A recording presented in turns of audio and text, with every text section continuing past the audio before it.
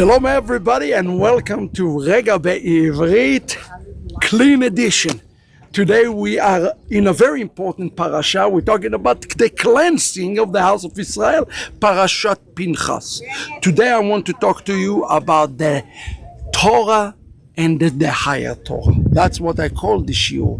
The written Torah of Moshe and the higher Torah of Hashem. We are seeing a paradox in this Torah portion today. We meet about a man named Pinchas, and it says here in the beginning of this portion that Pinchas was Ben Elazar Ben Aaron a Kohen. Now you do want to make sure that you understand that the Midrash clearly tell us that he had a different lineage, that is a lineage in Avodah Zarah, similar to one that have a questionable lineage that we know. Who is that? That is Mashiach himself. That's why the picture of Pinchas is a picture of Mashiach himself. Everybody need to understand that. Now, here in the text, it says that Pinchas ben Elazar Ben Aaron Cohen, he restored my chemati. The word chema related to the Hebrew word chama. Chema and chama. Well, what is the word chama in Hebrew? The word chama in Hebrew is the word son. Think about it. In the prophet Malachi, it tells us that he is the shemesh tzedakah, the son of righteousness. Who is the one that is the shemesh tzedakah? How interesting it is that God himself is describing himself as the one that have the chema, which is heat, but it's also red. Well, the word chama is the word for son. So the son of righteousness is none other than Hashem himself. Yet the commentator tells us that the son of righteousness is Mashiach himself. What is the upshot? It is the connection between the Mashiach and Hashem, who are to restore God to the world. What is the job of the Messiah? Is to restore God into the world. And here we're reading about a man who have a questionable lineage, and he also broke the Torah. Well, what do you mean by breaking the Torah? It says here in the text that it says in verse 13 of our portion, it says, "V'hayta lo lizar'o acharav brit kehunat olam tachat asher kina le'eloav v'yechaper al bnei Israel." So it says that somehow his actions has brought an atonement.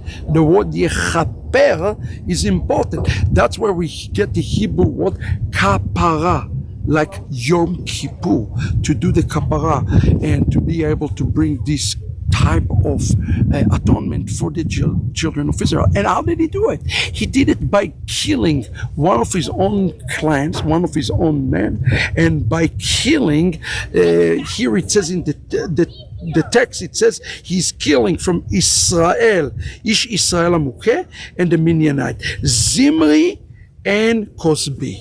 Zimri, son of Using, but Kisbi or Cosbi is the daughter of lie. He removed the lie from the Israel, and how he did it by killing them. Now here is the problem, here is the issue, here is the dilemma. He's a Kohen, he's not allowed to kill. As a Kohen, he cannot serve as a Kohen and kill. We're learning something about a Mashiach. A Mashiach himself, one who take upon himself the image of Mashiach, is one who can in some way transgress the Torah.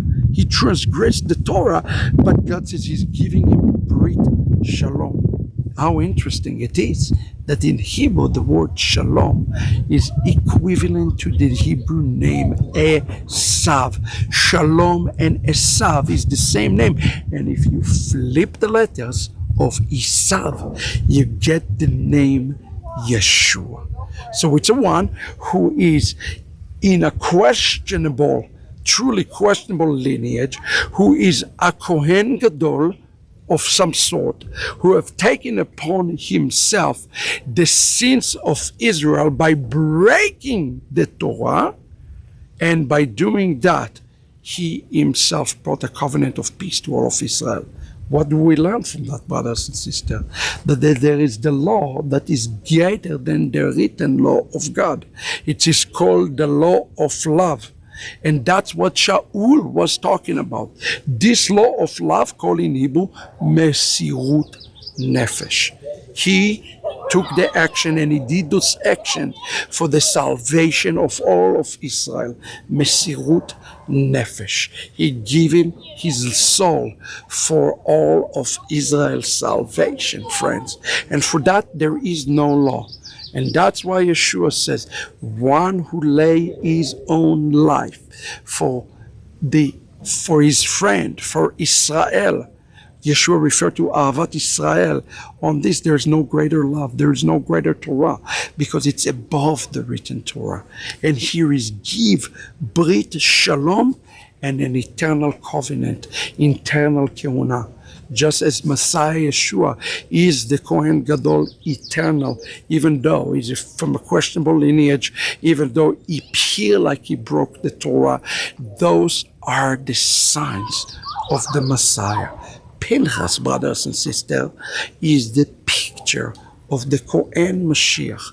And on that it says in Moed Katan, in tractate Moed Katan 28, listen carefully, that the death of the righteous, the ability of the righteous to give themselves up, atones for the sins of Israel. Pinchas was willing to die than to see the sin coming to Israel. And for that, friends, it's the greatest law above even the Torah itself. This is, friends, our Regah Be'ivrit for today.